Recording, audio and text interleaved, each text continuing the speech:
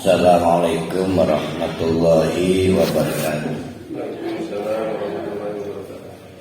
Raditu billahi rabba wa bil islami dina wa bi muhammadin nabiyya wa rasulah. Rabbi zidni ilma warzuqni fahma.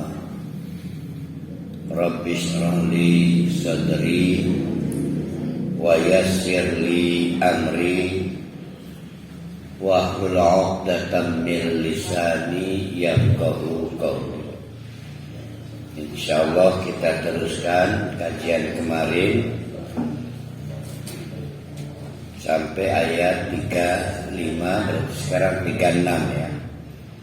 Wa ma yattabi'u aksaruhum illa dhanna. Jadi karena ilmu pengetahuan baik melalui pendengaran maupun melalui apapun yang dilihat itu tidak sampai ke hati, tidak diolah oleh hati. Apa akibatnya? Wa ma yattabi'u, yang susah payah diikuti itu aksaruhum, oleh mayoritas mereka tidak lain illa dhanna, sampai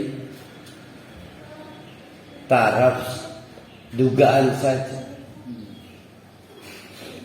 Kayaknya iki sing bener tuh. Kenapa? Karena berdasarkan kepentingan hawa nafsu, bukan berdasarkan kepentingan hati yang bersih.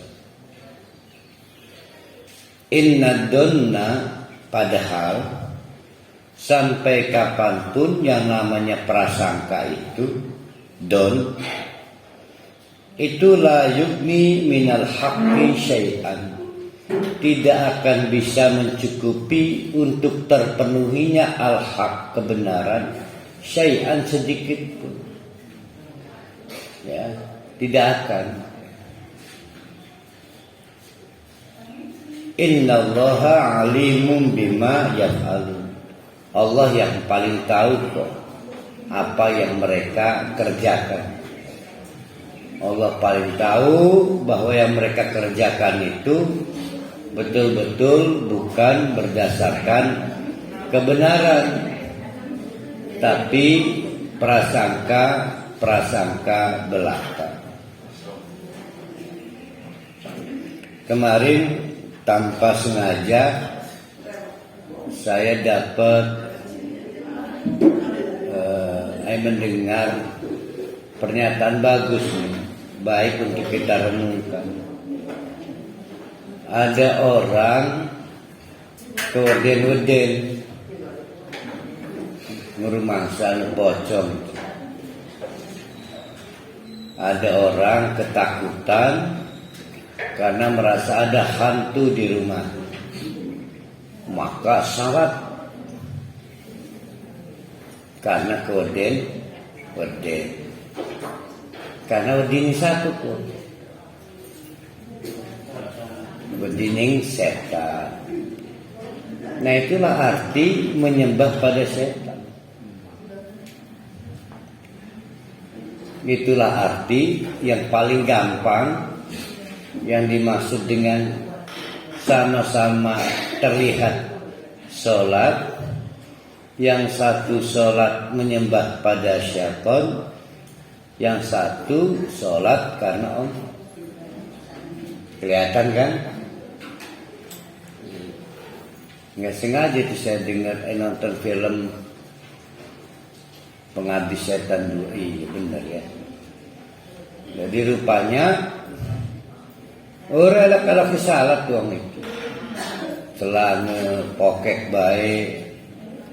Tiba-tiba dia merasa di apartemen tempat dia tinggal, terutama di kamarnya, itu ada kededeleng hantu.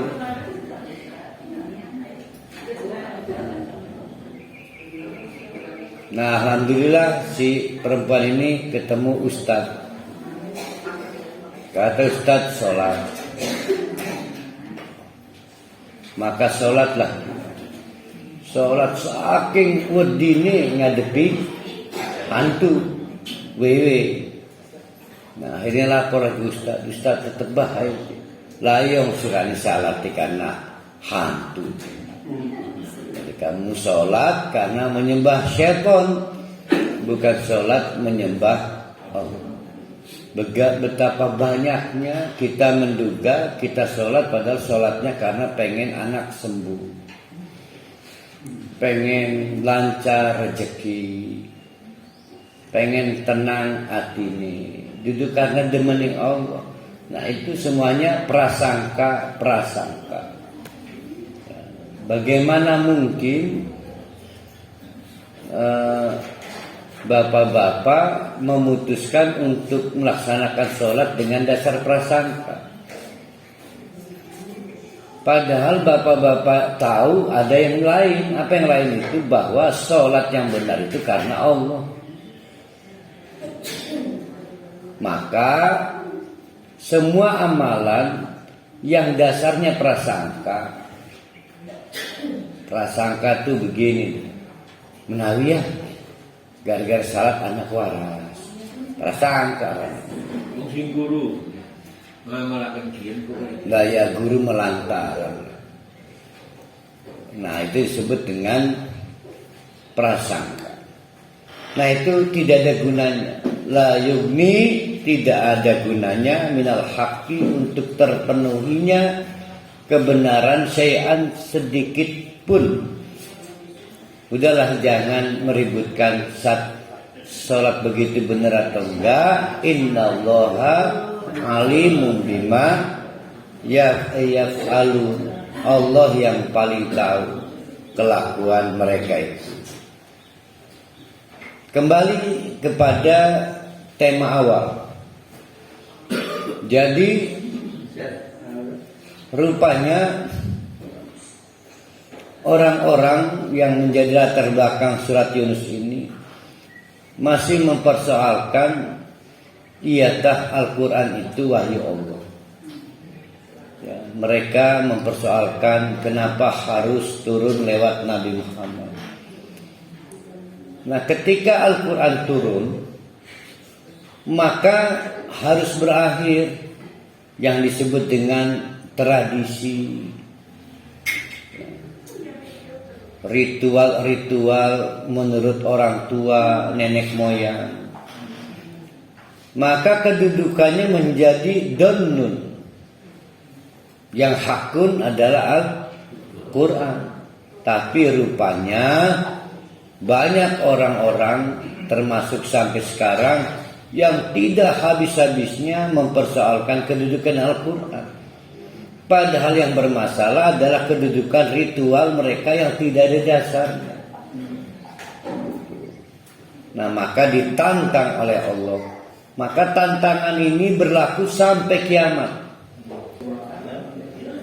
Maka Allah menegaskan, wa makana hadzal Qur'an ayyuftara min dunillah. Dan tidaklah Al-Quran ini berarti ada di tangan Allah. Ayyuftara, untuk dipersoalkan, diada-adakan. Min dunillah, selain ini bukan buatan Allah. Terus menerus dipersoalkan. Ya. Yang harus dipersoalkan itu selain Al-Quran. Kenapa?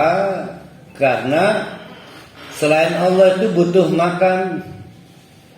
Allah tidak butuh makan. Selain Allah butuh pasangan, butuh keturunan. Allah tidak butuh pasangan, tidak butuh keturunan. Selain Allah butuh kekuasaan. Allah tidak butuh kekuasaan. Semua produk-produk selain Al-Quran sangat dipengaruhi itu semua. Harta, tahta, wanita, ilmu pengetahuan, apa mana ini kan? Ada 5 kemarin. Perhitungan masa depan kehidupan. Ada 5.